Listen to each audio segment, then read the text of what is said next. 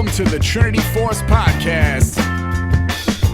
Yo, it's that Triforce cast beaming straight to your home. Grab a beer so we know Pone ain't drinking alone. Send an email, a quick tweet, just pick up the phone. Leave a message, hit the beep if you're a creep, watch your tone. Discuss the meta game, patch notes, whatever helps your stats most. Obi-Pone Kenobi is your last hope to snatch gold. So grab your headphones and join in the fun. We'll try and force in some jokes and some cringeworthy puns. Yo, we can make it together, people. Trinity Force Podcast. These boys are second to none. Now that's the end of the intro. It's time we begun.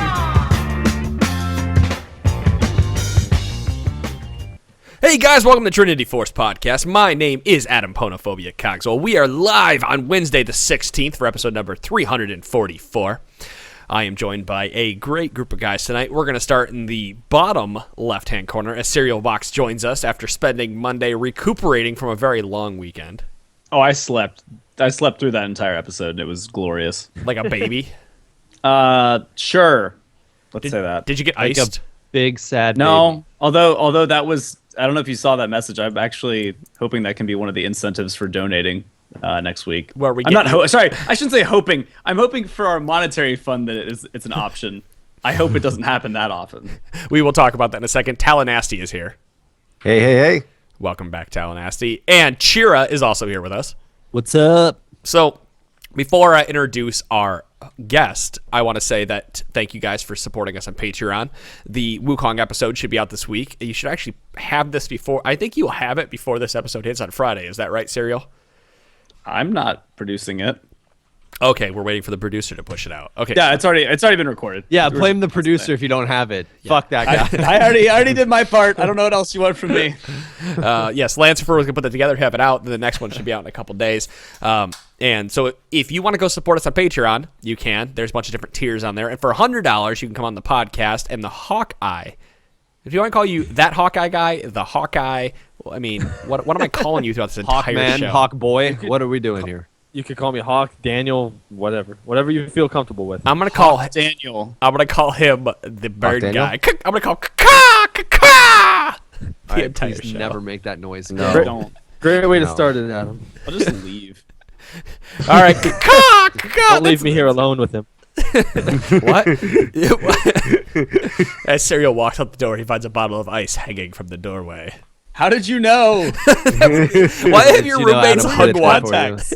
Why haven't your roommates hung one by a string outside your door so when you Like, open it? if I was your roommates, I'd fishing pull the shit out of you mid-show. Like, just like dangling off to the side. I don't know That what sounds they're like a doing. really terrible euphemism too, and let's not delve into that. Fishing pole. If this was Joe's episode, that would have gone way, I should say deeper, but I think that's even worse. Oh, man. So, Daniel, you are on the podcast for an episode. We are going to talk about whatever the hell you want to talk about. So say hi to all your adoring fans out there.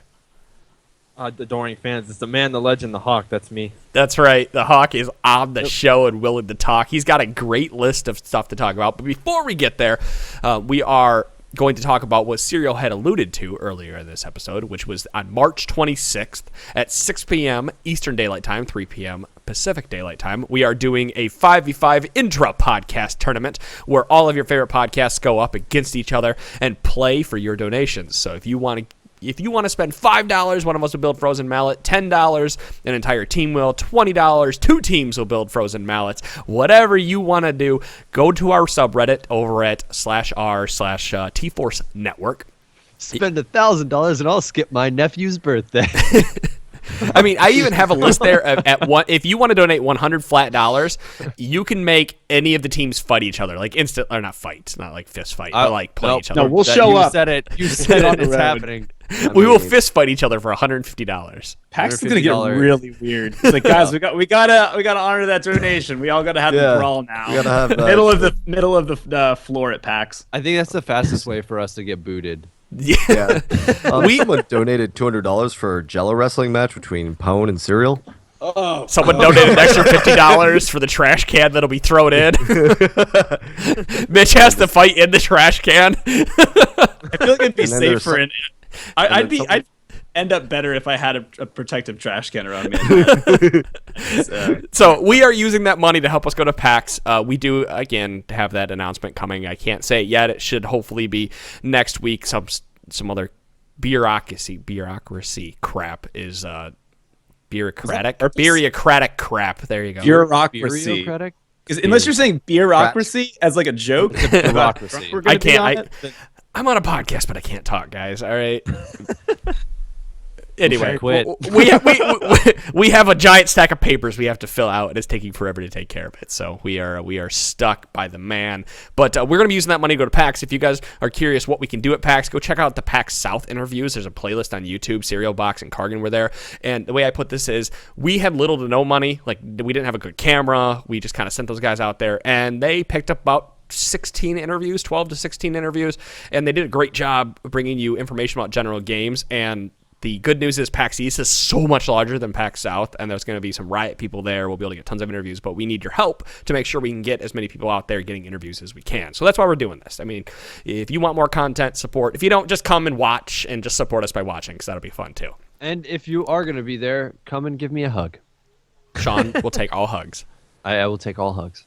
All I'm right. an equal opportunity hugger.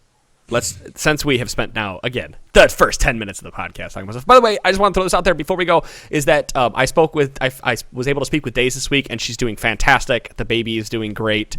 People out there, I'm sure, were wondering what happened to Days/Jen. She's not going to be coming back on the podcast full time, unfortunately, but she will be stepping in when people are away, if she can make it. So, like, if someone needs a break for a night, she'll jump in and, podcast. The baby is still, she's still got to take care of the baby, but she said she's happy to jump in and do it. And you'll probably still hear her on the Champions Select podcast here going forward. She would like to jump back on that. So Yep, I already talked to her a good bit today. So we're gonna get that back and running. sweet. So yeah, so she's still around, guys. Send well wishes her way. If you want to send the feedback, I'll forward them on to her. She loves to hear from you guys, and she really misses the show. So all right, Hawk, you got to listen to the first 10 minutes podcast. It's like, this is what it's like being on here. I take all of it up, and now it is your show. So Hawk, first and foremost, why don't you tell us about you? Really, why did you want to come on the show and even support us at all? Because we don't know why. we don't know why. We're weird. That's why all of us hang out with you guys. We're just weird in general. I like it. We like the podcast make us feel like we have more friends, people talking to us. Make us feel less lonely. That's But the only no, reason Cheer and I are friends. Yeah, so we have somebody that we can bitch to. And I bitch come at. on just so I can get ridiculed for an hour at least twice a week. No, you come on because you secretly like being called the wrong name constantly. I have identity issues now. All right, Yep. caw. Why don't you? It's your floor. Oh no. Oh, See what I why you did gotta there. do? You put me on the chopping block the other day. I was like, yeah, I'm gonna try and make this podcast half decent. I'm gonna leave the mediocrity at home. You're like, yeah, it's gonna be the best thing ever. He said so, and I'm just standing here, just put me on edge. Yeah, Adam, you've already tilted him, and it's been I 11 tilted him. I can't help it. I had sent you that long list. Whichever ones you think would be most interesting, I'm good with talking about any of them. Well, humorously, I have to pull up I have like 6 Slack groups because uses Slack now, and I just got pinged. And if I keep it up the entire podcast, we're going to hear nothing Here, I'll but copy paste it. pings. I can't smart. look at it. Thanks. Oh. I do have it here. Actually, let's talk about what was the second item on that list? Shit. Hold on. Mid-level. It's Tactics how to analysis properly of lane mid-level. swap, double Oh. jungle. Was that the second item? Yeah. Boom. Let's, Yeah, that was the no, no. Tactics Yeah. analysis of I have mid-level it elo right play. here. Yeah, sorry. There you go. I was thinking of number 3, but number 2 works. So, Hawk, let's talk. You sent me a giant list here. Number 2 is tactic analysis and mid-level elo play. That's our topic. Let's talk about it. All right, well, here's my thing. I'm a Silver 5 player. Just got back to Silver. I ended the season in Silver. Got pushed back down to Bronze. Fought my way back up. And you don't see a lot of the mid-level tactics you'd see in, say, High Gold, Low Plat. You don't see lane swaps almost ever. You don't see double jungle. And I figured you guys would be a good spot to explain this stuff to everyone. Maybe try and get some lower-level players to learn these tactics. Humorously, say- you don't see any of that anywhere. Yeah, You don't I, see I, that solo queue even up in Diamond. Maybe once in a very, very blue moon, but unless you're talking about like lane swapping mid and top just for matchups, you don't really ever see it. Like if anything, carry the support top and then double jungle to go the other side. The strange things that you'll see in solo queue are just champions being played out of their typical position and Yeah. somebody doing something weird like running a Yasuo AD carry or something like that. That more often than not, that's the thing. Otherwise, I don't think I've run into a single non-traditional sort of game in a long time. I think I've had one this season, and it was yeah. No, we had a last pick top laner who went Vayne to counter whatever top laner their melee top laner that Vayne shits on, and then they lane swapped against the Vayne, so Vayne got shit on. But then we had 280 carries. We just sent the support top of the Vayne, and it was fine. Like, and they got crapped on, and it backfired on them. A lot of the lane swap stuff and the double jungle stuff that requires a lot of synergy, so it's really hard to pull off in a solo queue environment. And it also is one of those things too. Like I think I've been in a couple games this season where an AD carry and support are doing so well bot that it gets to the point where the AD carry can almost 2v1 the bot lane matchup, and the support will just go off and do whatever they feel like doing, whether that be roaming or going to help the top laner just take top so everybody can group early. I've seen that happen a couple times. But again, usually going back, most of the time those two people are playing together in their incom, so if somebody starts falling behind, the support can come back and save the day. But you don't see it very often at all. I always thought it would be a little more prevalent up there. No, I very rarely see actual lane swaps even in Plat Diamond. I mean, to be honest, you need so much communication and so much split-second decision-making and shot calling to pull that off that if you can pull that off, great. If you have like the pinging ability to influence people so heavily by saying on the way assist, danger over there, and then they know that means, I don't know, switch back lanes. Something maybe that you could pull off. Even when I'm coaching in a team environment and a team full of diamonds and master level players, like we don't really want to run a lane swap unless we've been practicing it for a while. It's one of those things that even high level players that watch the pro scene, it's very, very different to watch it and see what they're doing and know exactly why they're doing it and to actually pull it off. So like I think it was 2 weeks ago we watched a lane swap happen, and two teams actually they fucked up the lane swap, and it was because the top laner. So what happens in a lane swap, right, is you have a double jungle and you both share experiences you're walking through while the jungler takes the big minion. That's because the jungler is taking the gold and the top laner needs the extra experience, and then everybody essentially meets up in the top lane when the cannon wave is pushing in. Yeah, so you farm freeze out to the until cannon then. wave. Yeah. As the four people converge on the top, you get the tower down low enough so that three people can back off, and that you farm the waves as they come in, right? You make sure the waves don't hit your waves, so that your waves can't take extra damage. You do damage to the tower, and there's a balancing act there, and it's harder to explain over a podcast. But there's a balancing act where eventually the tower is going to take enough damage from the wave and you attacking it that you are going to leave either all of your minions up or none of your minions up. So the wave, generally you want to leave none of your minions up so the wave bounces back into you. Mm-hmm.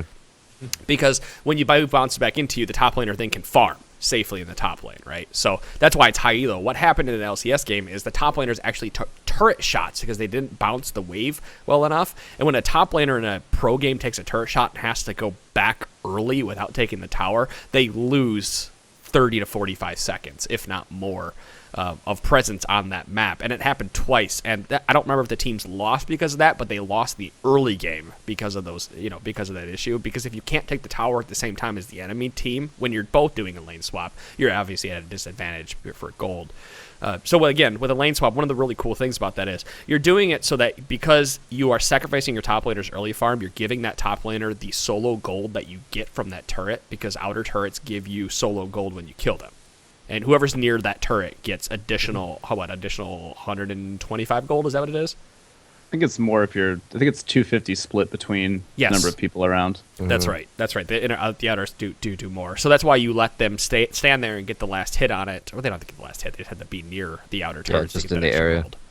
And that more than less makes up for the gold you would have missed early. Not necessarily the experience, but it makes up for the extra gold you had missed by, poking around and being in the lane. So that's why there's this really weird balancing act when it comes to double jungling and lane swapping. And as you can imagine how hard that would be for for top laners or anybody solo queue to do that. You have to do it right perfectly, or else it's a giant waste of time, and then you're just behind. And that's the evolution of the lane swap. If you remember, you just used to have, before the tower rush, that you'd try to zone out their top laner, and then their solo laner against two would just try to like soak experience and get a little bit of CS. But that devolved into, if you do that, we're going to 4-man dive you, So that also evolved. But I've seen it happen in solo queue, and I can remember over the seasons, the few times I've seen it happen, usually backfires because there's not that coordination. And even if you do get it, you have to have a random guy that's top lane that don't know who that is. They have to be able to say, "Oh, I'm going to sacrifice my farm." And people get a little touchy when you even try to suggest it sometimes. Oh, I have to take less farm because you want an easy lane, etc. And less levels too. Like while your mid laner's level 6, you're level like 3 or 2. You basically ask someone to get shit on and zoned out for the first 10 minutes of the game. So Go ahead. Oh, I didn't want to interrupt you. I mean, I think that's why I love looking at this and analyzing it from a pro player aspect, because bouncing the wave back toward you gets you that experience that you would have lacked, because the minions would have leveled up, giving you a little more experience over time as well. So you're kind of catching up as quickly to the rest of the team as quickly as you can. Plus, it gives you time to freeze it there, and I love that you can manipulate the waves in such a fashion that you're able to make up what you lost early to give the rest of your team an advantage that could use it more than you could as a top laner. Yeah. The tactical analysis that I do in solo queue is mostly as a jungler, do I have like a really hard lane or really strong lanes early? Can I do a level 2 cheese? Can I Right. Are my lanes early pushers? Can I go invade at level 2? Like that sort of tactical analysis that's a little bit simpler to pull off than, all the moving and working inner parts that go into like a lane swap. Mm-hmm. So Hawk, I know we played a game with you. You generally play top lane, right? I really play everything. It just depends on what mood I'm in. So when you're playing solo queue, do you queue up as Phil? Usually, yeah. Wow. I mean, but then again, Phil is really just support plus 5% chance of something else. There's two support buttons, and then there's everything else. I mean, we stomped the crap out of that bot lane in the second game, if I remember correctly, and that was a lot of fun. The lane, I play everything, but I tend to play top and ADC and mid a little more than jungle and support, I guess. I'm pretty versatile, though. I guess that kind of brings you to another question here. I know you had a question about bronze again, right? Oh boy, prepare for disappointment. Advice for low-level players struggling to reclimb to the last position. And this really brings it in here, is that you said you were silver last season, and obviously you dropped back to bronze. After listening to us for so long, do you feel are you playing this game because you're playing it for what you want to do, or are you playing it to climb? I'm going to ask you first. Both. I enjoy obviously I have ranked anxiety just like anyone else, and I get severely bothered when I have just situations where, we're 2-22. I've got 1 kill and 1 death, and I'm just standing around with my team in a smoldering dumpster fire. Like, don't worry, guys, I got this. But that's the worst feeling. I just had a game earlier. I was Kha'Zix. I was 3-0, and the rest of my team died 24 times. And once the enemy group's Kha'Zix useless. So that's just ask if you can switch teams. You say, "Hey guys, I'm fed." That's a mid-level tactical analysis, Mitch. Yeah, yes, it is. That's Just why we're very on a serious. podcast. Right. Just make sure you send us one of those replays in so we can take a look at it, because I bet you we can find something in there where there wasn't a rotation or a weird skill up or something. Because I'd really like to look at one of those, especially with one of these other guys on here taking a look at it. Right. But yeah, from that bronze to silver again, just topic. I think it would And you're back in silver now, correct? Yep, I made it back to silver yesterday. Congratulations. Awesome. Congrats. Yeah. Congrats. I think it would, for anybody out there that might be like Hawk, that's playing, you play whatever you feel like you're queuing is Phil. I actually think you're doing yourself a disservice by not learning a single role inside and out and spending all that time learning it. Because especially now that you can choose 1 or 2. Right? Yeah, and this is strictly for people looking to climb. Yeah, and this is something for you, because I really want you to. I would like for you to try to change your mindset going in there, because if you want to see gold, you are going to, the biggest service you can do to yourself is pick one role, learn that role inside it out. I mean, it took me 2 years to learn how to play top lane. Two hard fucking years. So I can imagine this jungle was going to take me. I would say that's true, but I would say pick 2 roles, because that's forced to pick 2. So yeah, that's exactly it. You're forced to pick 2, so you should be super super comfortable with one. I mean, if you're comfortable with everything, that's great. I can say that I can probably play any position decently. AD carry is one of my weaker ones because I just don't pay attention all the time. Which is funny because when I'm in the jungle, I have to, so it makes me focus a little bit better. But I like playing top and jungle because they're very similar, and the champions are pretty similar, and some of them can even be played in both spots. So you could do the same thing with jungle and support, or AD carry in mid. Now, since Corki is so popular in mid lane, there's a lot of mid laners. There's a lot of AD carry-esque sort of champs you can play out of mid lane too right now. So I think the 2 role rule is probably the most solid piece of advice for climbing, at least. I can understand that because whenever I started to learn a new role, I would binge it nonstop. Mm-hmm. I mean, I started off mid lane. I can't say I learned mid lane. I can say I learned Malzahar. I played 1,500 games as Malzahar my first season. That's a lot. Declawed would be proud. He's such a good safe champ, but I can say I excel at the solo lanes just because I tend not to like to rely on others for my early game lead, because that's where things become real iffy and everything falls out of your control, and then you go on tilt, and it's just agitating. That's why I like the solo lanes for the most part. You probably wouldn't like jungle then, because you're relying on your team to not shit the bed while you're running around doing stuff. That's probably my weakest position, I'd say. Yeah. It's hard. I think I did something similar, for my starting or the end of season 2 and the season 3 climb. As I went even further than just one role, I took just one champion and started spamming the hell out of them. And I heard from some higher elo junglers they were suggesting someone like Lee Sin and stuff like that, just learn them inside and out. But I took Malachi because he was strong at the time, and he's strong and he's easy. Hey, he's easy. He was one of my first loves. Mechanically, he's not. Yeah, he was one of my. Mechanically, he's not easy. What the fuck is this? Mechanically, he is easy. I said I was going to mechanically say he is easy, but he's mechanically yes, but the mentality you have to play with is very different. Yeah, and there's some very cool mechanical nuances that you can really pull off with them that are kind of cool. I said it during one of the games when I was playing, is I constantly do these little minutia things with in between your root, and then you walk while they're rooted and Q them back to them, or pressing Q and then flash, and that actually buffers the Q so that they don't have any reaction time. It's already, they think that you're missing your Q, but you flash it after you start the Q animation, and you actually get the knockup. Shit like that. I played a shitload of Maokai games, and I optimized your ability to play Maokai because I played hundreds of games of Maokai. Yeah, and that's fine. So you're that much better than somebody who doesn't know that. But at the same time, Maokai ain't that hard to play otherwise. No, I'm not saying that, no, you got to weave auto attacks in between though. Exactly. There's a lot of people that they haven't, and this was in a time where Maokai was kind of falling out, but I just kept with him, so people aren't used to playing against the Maokai and all that stuff, and that was mine. It did get harder too when they changed his ult up a little bit. That was when I got that's when he kind of turned into a top laner, and that kind of they nerfed him a bunch because he was too strong in top lane, so he kind of hurt him in the jungle because I played him a ton season 2, early season 3, most of season 2 when the odd one was playing him all the time, just because exactly. Oh, I want to be an asshole that just shows up, and if I get a root, it's almost a guaranteed kill for whoever is laning. Well, yeah, first back you would get Mobo boots. Well, we interrupted Hawk here for a moment. I know he was going to jump in here and talk about Malachi a moment ago. I know it's too late for that, but I was just it's not too late. You fucking interrupt these bastards, and you tell them you're gonna fucking talk. I don't know. I tried playing Maokai, and I guess it depends on the mentality, because I struggle severely with Maokai.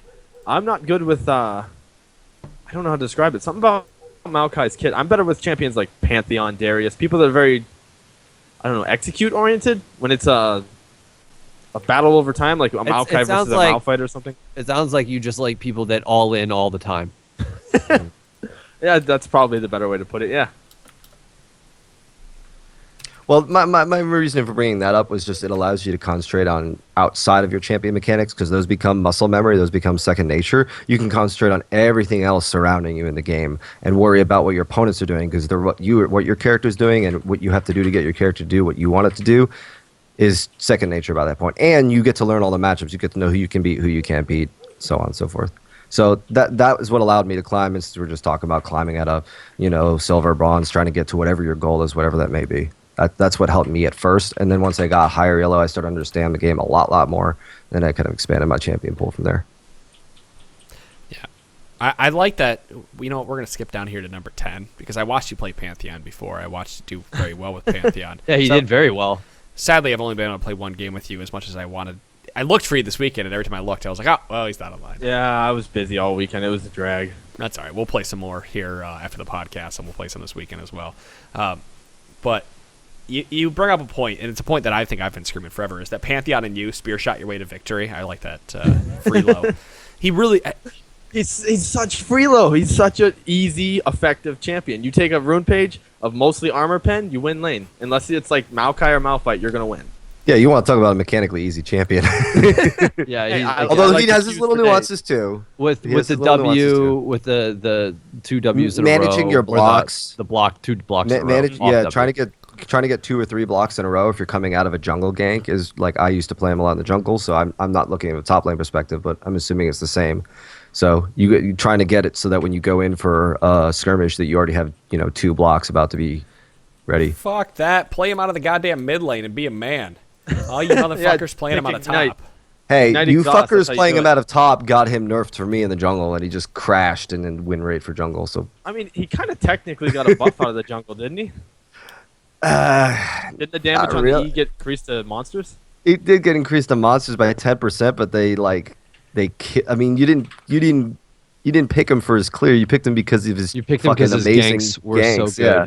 His Yeah, level it- one, his level 2 ganks that I love to cheese people with were godlike. Especially if you just forego the attack speed and deal with the shitty clear for the first couple levels, and you have like 12 armor pen coming out with It became a level 2 situation with gank. him that was sort of like Shaco, except Pantheon stayed more relevant over the total course of the game, and that like you're looking to gank more than you were looking to do anything else because your ganks were so devastating if people weren't paying attention.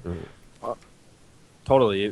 Like, I mean, he's got a stun. He's got ridiculous damage on the E to champions. Still, I mean, it's still pretty broken. It is still pretty good.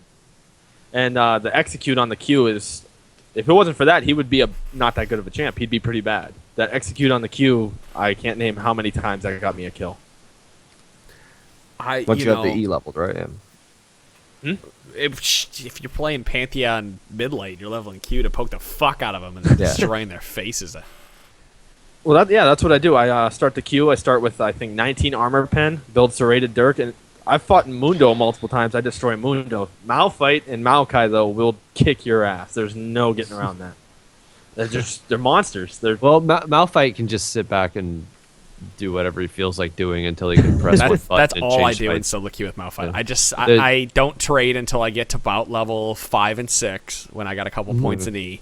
And then I just start walking in, slowing their attack speed, and saying good luck attacking me. Again, this comes down to matchup specific things too. If you do see a champion like, let's say Darius or Darius, whatever, Darius, Pantheon, whoever, people that can do a lot of damage that are pretty overwhelming and oppressive early, just pick somebody that is going to be good at certain, like once they get certain things, and just sit at your turret and don't die. You give up the 35 CS that you're going to miss in lane for it. It's better than giving them any kills to snowball and then teleport to other lanes to pick up more kills. It's so hard. Oh, yeah, to that's... not give that up. I totally agree with that because once Pantheon gets or even Darius, once somebody gets that first item to get their edge on you, you're kind of screwed. Well, Pantheon, once Pantheon gets like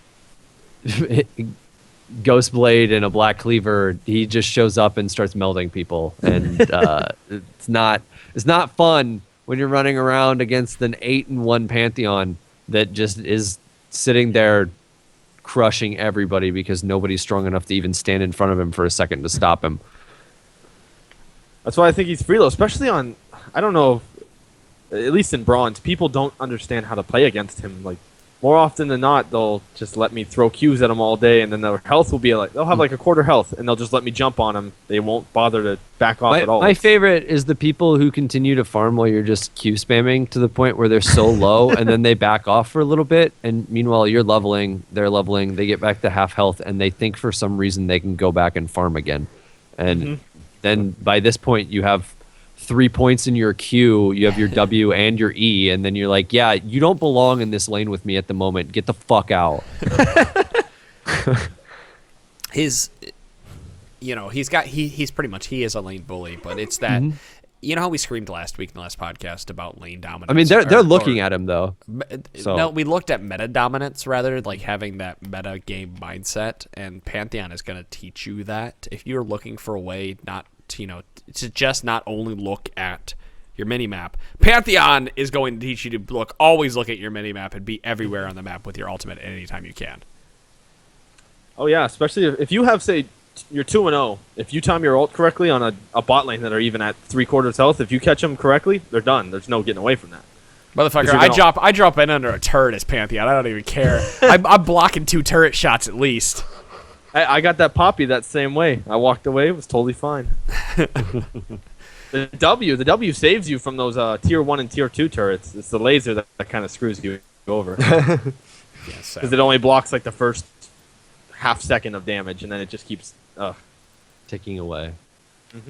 Well, we had talked about earlier that smoldering trash fire of cereal box. I don't know what the hell that was supposed to mean. I read that, and then I read it 3 more times, and I still have no clue what you were saying. I'm gonna. Do you want to read that? You want to read what this says? It says, "Trash can Mitch, watch the fuck out for this one," and that's all in quotes. Like that's the name of the intro to whatever's about to happen, which is run down Mitch's glory and success that led to his warranted fecal flinging by a immoral ruffian during the upcoming packs.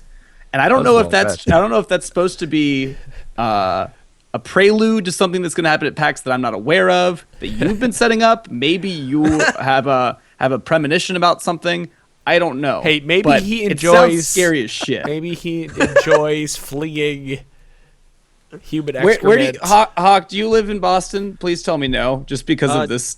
He doesn't feel safe. He's not comfortable. Doesn't feel safe at all. I'm not that far away though, so watch out. Watch the fuck out for this one. I'm refunding my flight right now. Do you have 2 people that are going to be flinging poo at you now? I don't know. Is that what's happening? Like, only 2? You better Is it watch out. 5? I think you need a poncho like that, and just a poncho and a fat umbrella, and you're just going to take it with you everywhere and be paranoid for the rest of your life. What about a decoy Mitch? You know what? That'd be amazing, actually. No, it's if I wear that poncho, like so many people are gonna be like, "What are you cosplaying for something? Why are you wearing a massive poncho?" At least 3 people will go up and say, why are you trying to interview people wearing that? And constantly looking over his shoulder, he hears noises. He's constantly worrying about the interviewees, like just reaching in their pocket. Here, you should have this. No. You should have this poncho while I interview you. You got another one. We got an extra one so that nothing splashes on you. They're like, what splashes? What the hell are you talking about? That's some liquid. Who originally made that threat? I don't know. That's right. It was Joe. One? It was the other Patreon donor. It was Joe. Yeah, we've had multiple people threaten, and I believe we talked about this last Wednesday. That's where this came from because you were talking about maybe he's the skin's head hired to throw shit at you at PAX, and you're like, watch out. Yeah, that's right. So you know what? If any of you need to know Mitch's very rational fear, it's being just having shit slung at him left and right. And then when I wipe my eyes off and can see again, there's a Smirnoff Ice right on the ground. Right there. And you've described 7 out of my last 10 nightmares. Yeah, there you go. I thought you were going to say 7 of your last 10 nights. I know, right? And that's why. What's going on over there? It's a wild life. Okay, no, really. What is this topic? Is this just to make fun of Mitch for 15 minutes? It's shit talking. It was comic relief. That's all I wanted. That's all you're good for, Mitch.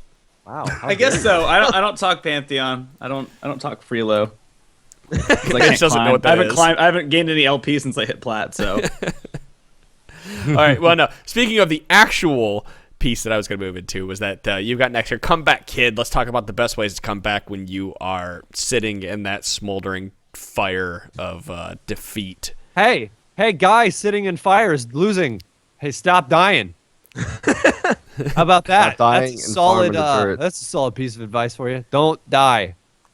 You got to spam Let group them 43 throw. times in the chat. Spam, what is it, G and then down click and then G and down click and just group. No, don't do any of that. Be patient. The number one thing I've learned over the years is be patient. Go down 30 farm in the lane if it means you're not going to die.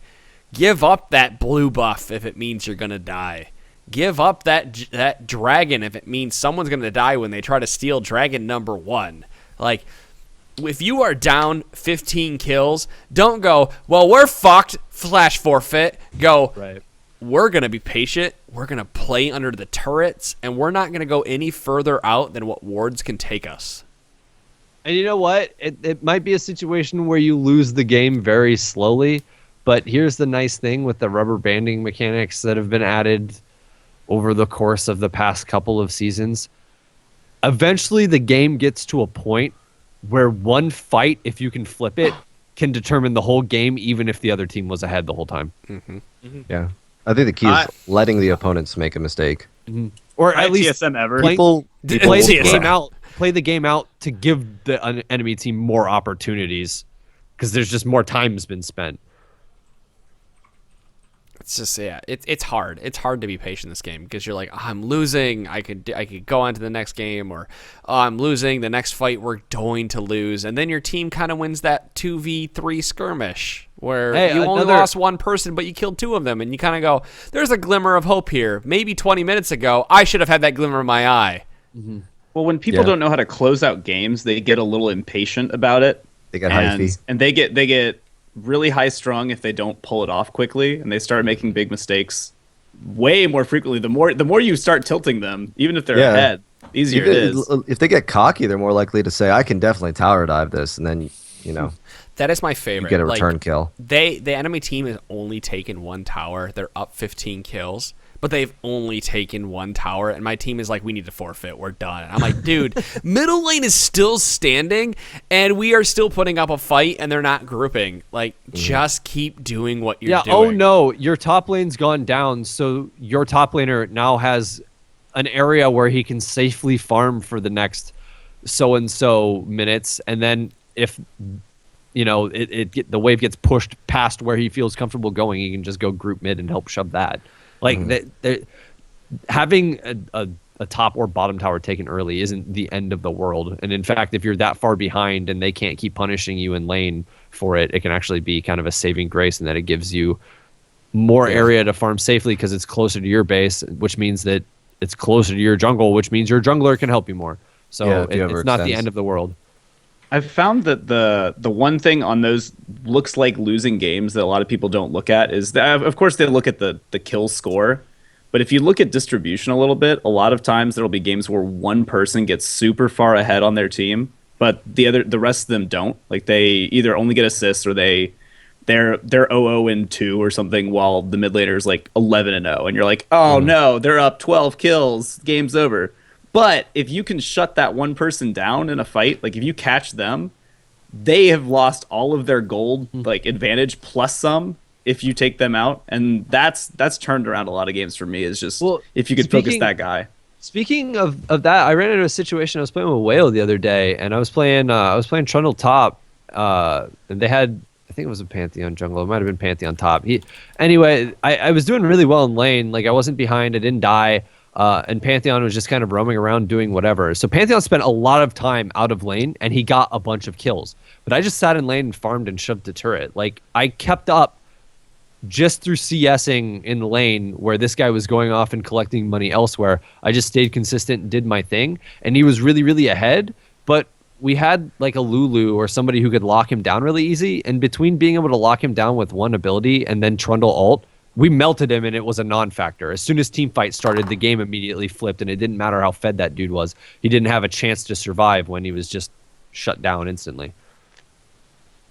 Another thing is, at least amongst my low elo compatriots, people don't understand that if you're behind, you probably shouldn't continue to build full offense.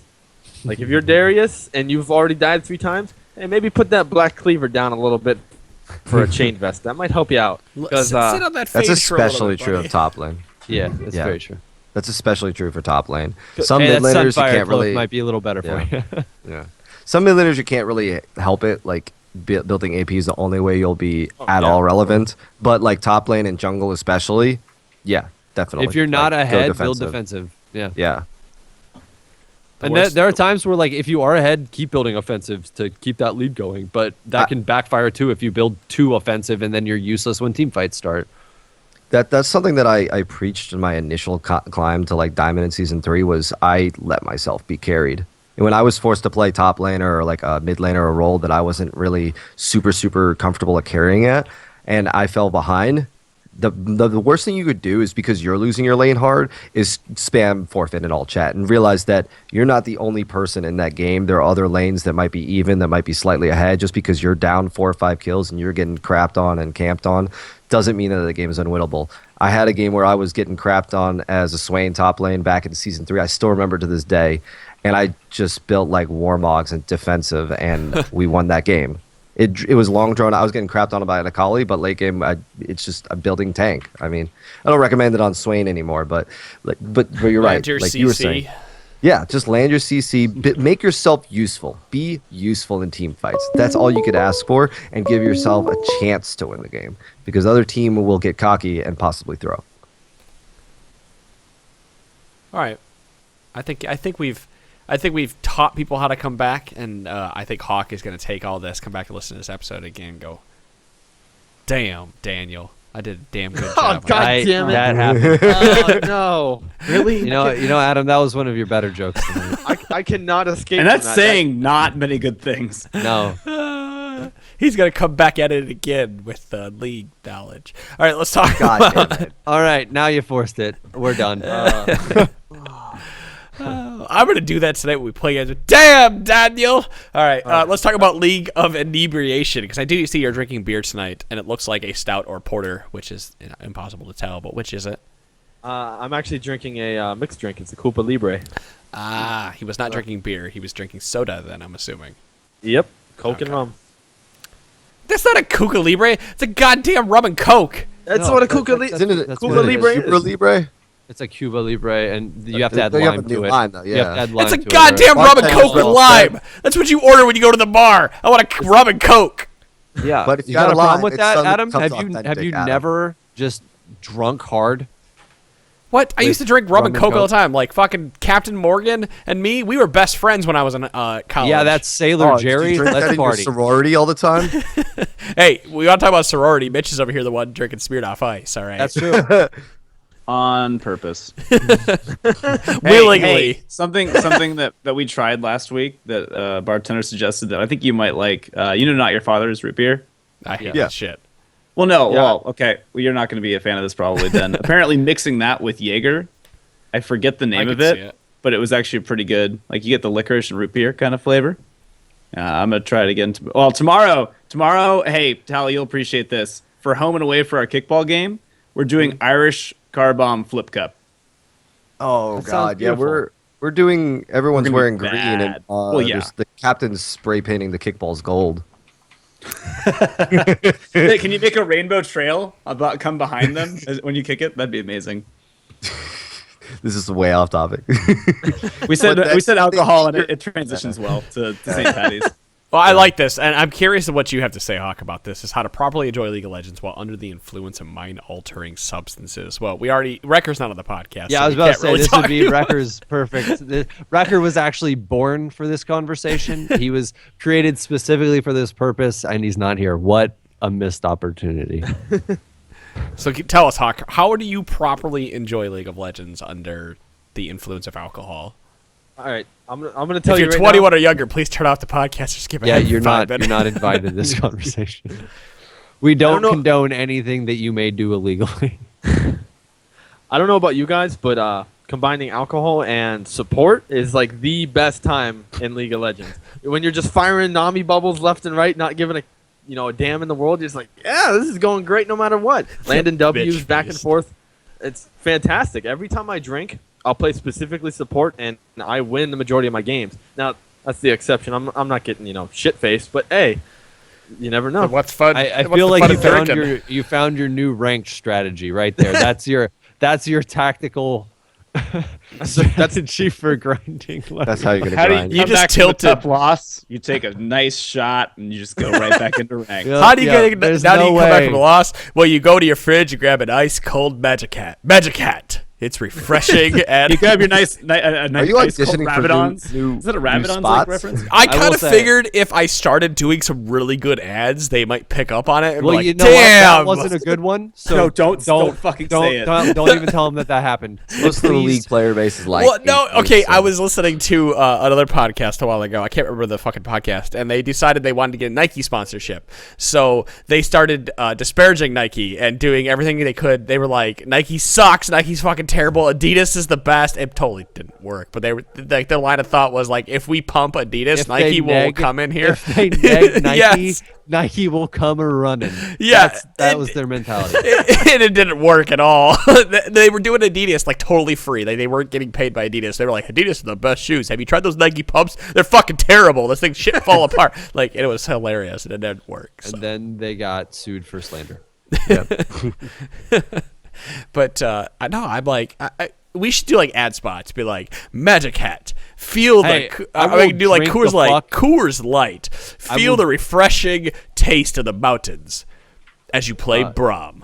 I don't know. It's not gonna be like I thought you were gonna go with something frozen mallet there with some like ice cold items. Feel the refreshing taste of the mountain as you're slapped in the face Feel by the the refreshing frozen taste of the- mallet. That's the only way to play Gragas is to roleplay as him the entire time.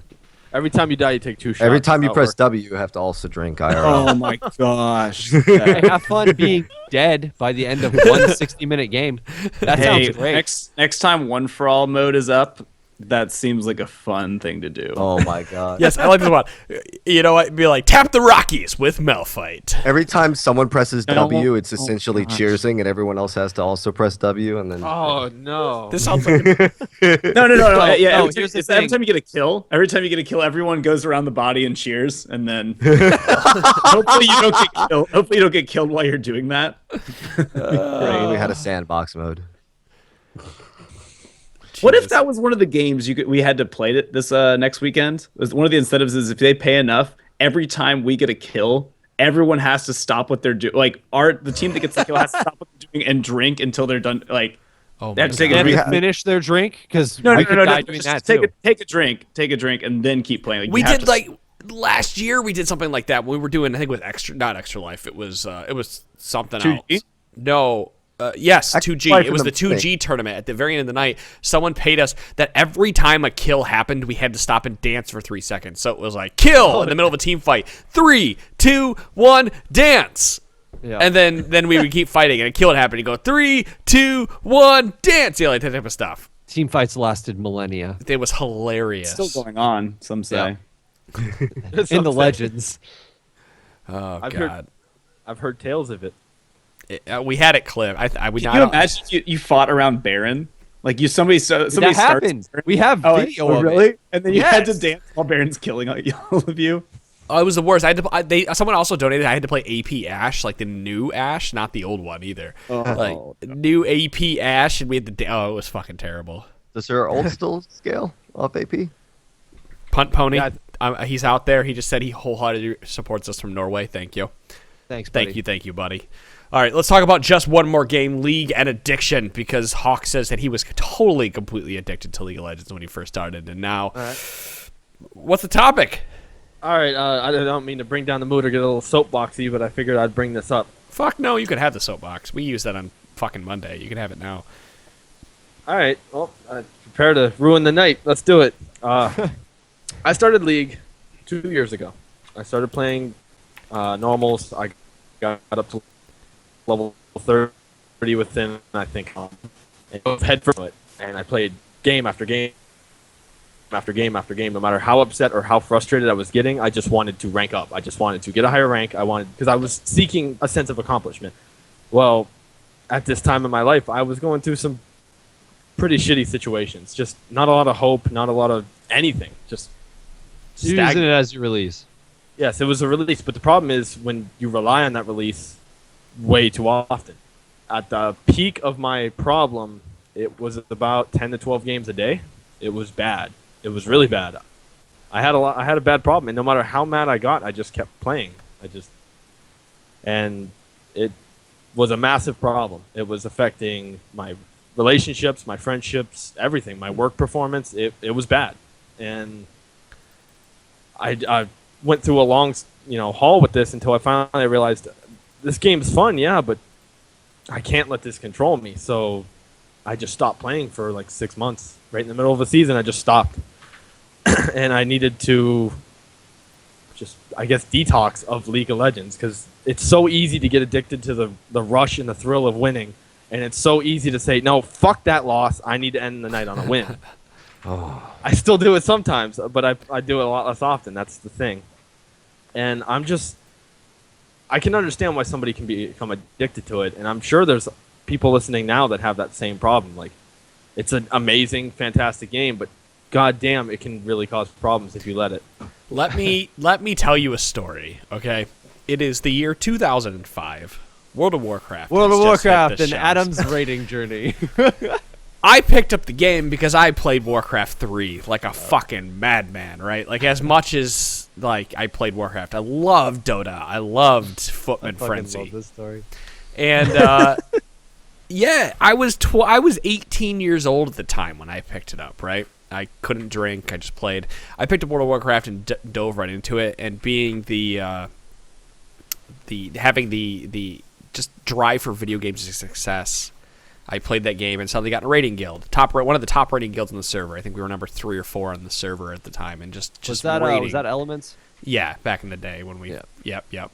And no, well, then later it was Betrayal, which Yes, was top 1 and 2, or top 2, because fucking what was it? The other guys were still around. Bloodsworn Yeah, so was still the destroyer. we were we're pushing hard. I can feel this. Like, we're pushing hard. We're rating. I'm literally rating 6 days a week.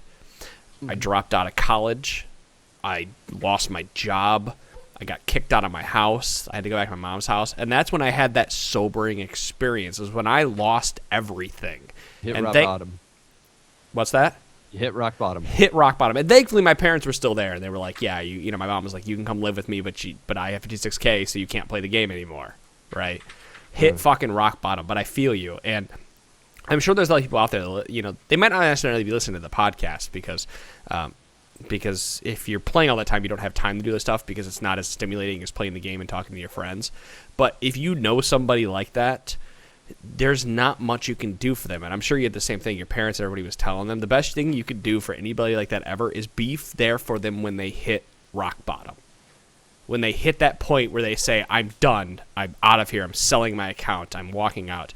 And I really, from your story, I hope there was somebody there for you when you hit that point. And I really hope you never hit rock bottom. But like when you hit the point where you said, I got to take a break, I hope there was people there for you to take care of it. If there wasn't, in the future, if somebody's listening to you, a friend like this, be there for your friend and be ready to just pick him right back up and do whatever it needs to be done. Another piece of this too, like the whole. I mean, I've always played a lot of games. I put a lot of time into games or whatever, and I think a lot of limiting how much you play becomes a discipline thing, and it becomes. It's kind of weird how obsession works, because if obsession does something that's negative to you, it becomes an addiction. But if it's something that's positive for you, you're seen as like being really good. So like, let's see. All right. So pro League of Legends players, you could definitely argue that they are addicted to League of Legends, but they're really, really, really good at it. So like they make money playing it, and it's not seen as an addiction. The thing is there are guys that don't hit that cusp. And Exactly. I've seen it. One of my really close personal friends, I've seen that happen, where they do nothing but play League. They get really, really close to that cusp. They stop going to class. They fail out. They get put on probation. Then they fail out. Then they get kicked out of dorms. I'm not going to name names, but That's basically kind of I've similar seen to it happen. what happened to my roommate in college. Yeah, I've seen it happen to my roommate back in college, but I've seen it happen specifically with League, with high level players, but you just don't make that cusp, and you spend so much time, and you spend day and night playing, and you're up to 4 or 5 a.m. playing every night, and you put so much into it, and you just don't hit that cusp, and you end up waking up one day and realizing you have no job, you got flunked out of college, your parents stopped supporting you, and what the fuck do I do now? So I've been there for that person, when they hit the rock bottom, and I've seen it firsthand. I played games all my life. I was really into like Team Fortress, Counter-Strike back in high school. I stopped playing throughout college, and then right after I got out of college, I discovered League. So it was like 2009 or whatnot. I started playing. It was 2010 or whatnot, and I got kind of addicted. But I mean, there were a couple times where I forced myself to just kind of uninstall for a month or a week or two because I had like a deadline, and I knew that I wanted to remove that temptation. It's kind of what's the term? It's a commitment device. Like uninstalling from your computer, it takes like 5 hours to reinstall. So like if I had something like really important to do, I knew that I don't have the self-control necessarily to like I'll just play one game. So I would make myself have a commitment device, which would be to like uninstall from the computer. So I think if you know that you have an addictive personality and you have something important that you just can't be gaming all night for, because that's when it starts to actually become a negative addiction, is when it starts to interfere with your real life, Right. With your job, with your school, with your friendships.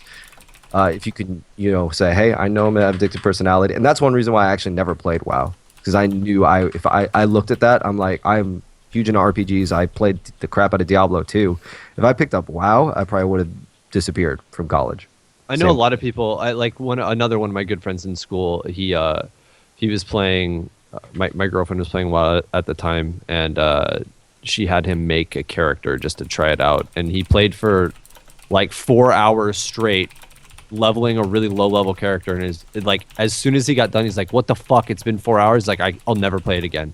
Because like he was like, it was so addictive to him that he just like I can't do the things I want to do otherwise and still do that. So I think ultimately what it comes down to is finding a way to limit yourself, whether you put that limitation of, hey, I'm only going to play 2 or 3 games a night, or I'm just going to do my 1 game a night, and then finding some other outlet for which that you can throw a bunch of time at. Like, fuck it, get into exercise, study a little bit more, take a class if you're in college or something like that you might be interested in, go and read, do something a little bit more positive that might give you a leg up at some other thing in life other than just playing a game, and then use the game as sort of a way to escape that when you need to, but it should never be the main focus of what you're doing.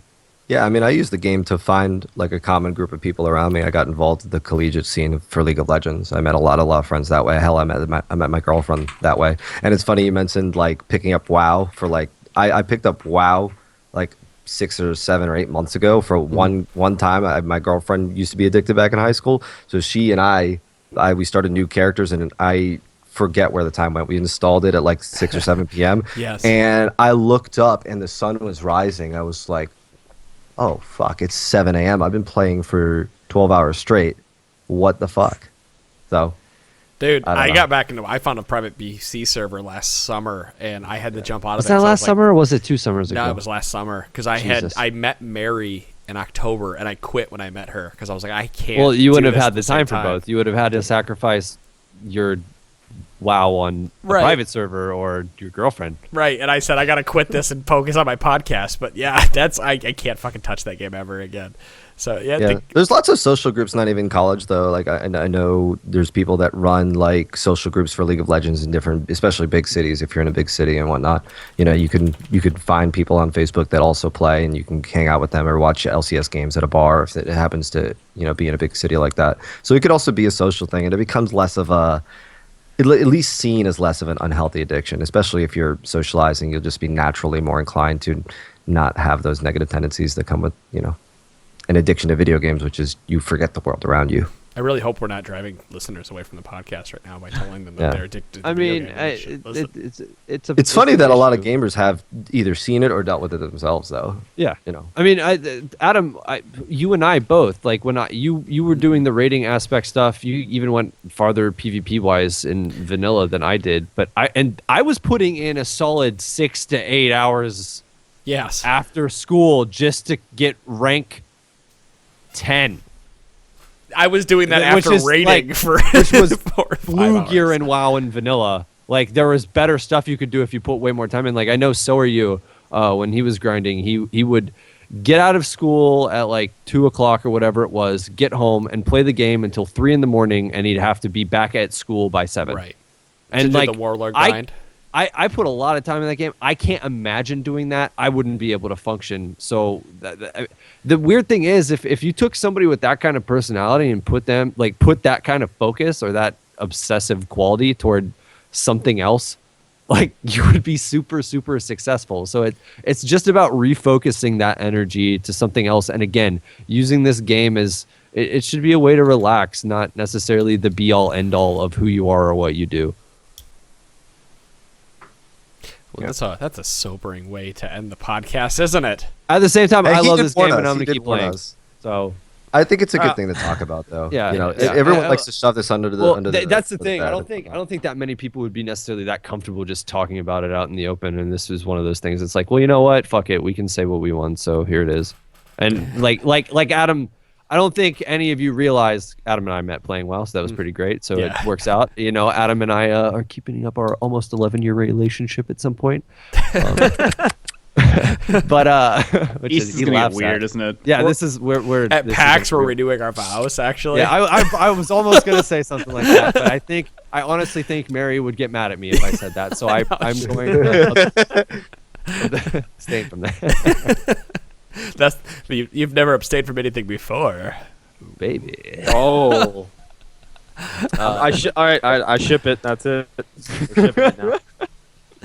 Oh, that's it. That's the end of the podcast. I think that's done. Hawk, I hope you enjoyed your hour on the podcast with us tonight. I hope I didn't make it too depressing. So No, hey, this was fine. fair This was trade-off. this was a really good We had conversation. some good I think league it's talk. that We had some silly shit on Mitch time, and then we had some real talk. brought it So all I back like down. I to like it. Ground zero. We went full circle. We covered all our bases. All right, I'm gonna have to apologize, Mitch, because I'm sorry for the whole trash can thing. And I'm sorry for not catching those lanterns last week, because I remember that situation. Don't apologize to Mitch. No, you. I'm looking at you straight in the goddamn eye. You do not apologize to Mitch. Adam. He's allowed to apologize. He just ran past like 11 lanterns. Yeah, he ran past a lot of lanes. Did he really? Every single lantern was ignored. You don't Every one. apologize to Mitch. I haven't reminded myself, because I haven't played Thresh that much, to always yell lantern like 6 times into comms whenever I throw one, so that people are aware that it's coming, and then if they don't click on it, then I can be legitimately angry. But I didn't that time, so I'm only slightly angry. We Well, still hey, won. Doesn't matter. I stayed positive, so hey. Yeah, I did too, and I was the one who He was stayed getting positive because he wasn't getting lanterned into bad situations. I actually see what's going on here. Yeah, that's not exactly. All right, well, that's it, guys. Thank you so much, Hawk, for joining on the podcast, guys.